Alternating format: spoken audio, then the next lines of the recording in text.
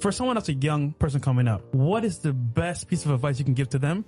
So I would say do two things. The first thing I would say you should do is develop a phone addiction. And you should develop a phone addiction, but you should refuse to consume content and only create content. I have a phone addiction, but I'm not consuming a bunch of crap, right? I'm producing on my Twitter account. I'm constantly tweeting. Doesn't matter if it's just tweets, doesn't matter if it's TikToks, doesn't matter if it's YouTube videos. Produce. Yep. If you spend all those waking hours producing, eventually people will pay attention to you. Yes. And we live in an attention economy. It's no longer about competence like it used to be. It's about attention and it's about network. It's those two things. It's who you know and it's how many people pay attention to you.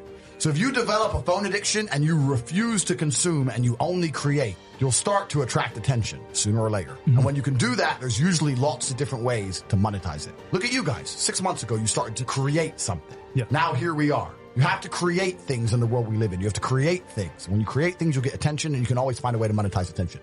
If you're in a room of people who only talk about money, and the problem is with the people out here, everyone has a dream, but not many people have a plan. A dream and a plan are different things. When you say to guys, do you want to be rich? Yeah, I want to be rich. How will you get rich?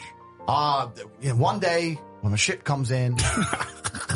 So you can have a dream with no plan. When's the last time something fantastic has ever happened on accident? Everyone out there has a dream, but very few people have a plan. Yep. If you're surrounded by people who have a plan to get rich and you provide value to them in some way, because they're not going to drag you up if you ain't doing nothing, because that's what friendship is. Friendship is value exchange. Yeah. If you provide value to them, sooner or later you're going to begin to make money. When I was flat broke, only of my friends I'd sit around and talk to were my friends who would talk about money. Mm. The guys who would sit and talk around about video games or sit around and talk about football, I wouldn't hang around with them. I only used to sit and talk to my friends about money. None of us had any money. But if we walked into a coffee shop and we bought coffee, we would then sit there over our coffee and analyze, how did this coffee shop make us give them our money? Because that's what's happened. We've given our money to this coffee shop. Mm-hmm. Why? Did we really want coffee? Where is it located? Is it a convenient location? Is it because of the brand of the coffee? Is it because the waitress is cute? Why are we in this particular coffee shop? Why didn't we go to that one? Why are we in this one? If we were to open up a coffee shop next door, how could we outcompete this one? Why is the person serving not a hot girl? Why is it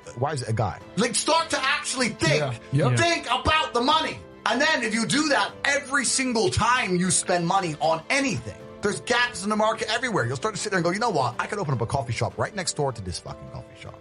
You're not the Federal Reserve. You can't create money from the sky. You need to convince other people to give you their money. Every time you give your money away, work out why. You need to start to realize that the traditional methods of creating wealth, which are advertised to you, are a scam. The idea that you can just work really hard, save up, get a mortgage, and in 35 years pay the house off, and then you'll be rich. That's not real. That's what your parents did, right? The average cost of a house during your parents' era was like 4 times the wages or 5 times the yearly wage or something. Now it's completely out of control. Yeah. Patience is a huge enemy to getting rich.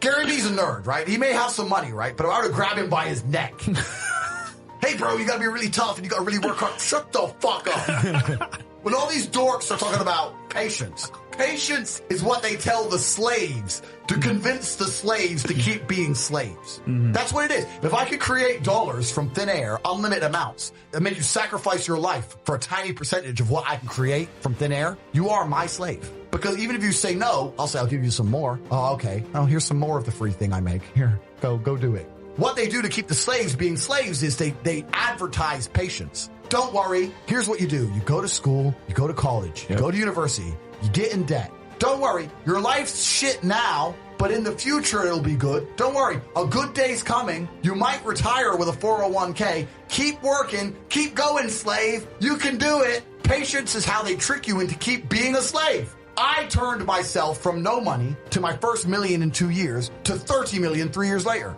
That's how fast you can make money if you're about money, right? So I've never believed in patience. You got to forget the patience. You got to forget the people who aren't about money around you. You got to start producing. You got to start attracting attention one way or another. And if you do all those things, you will start to make some money.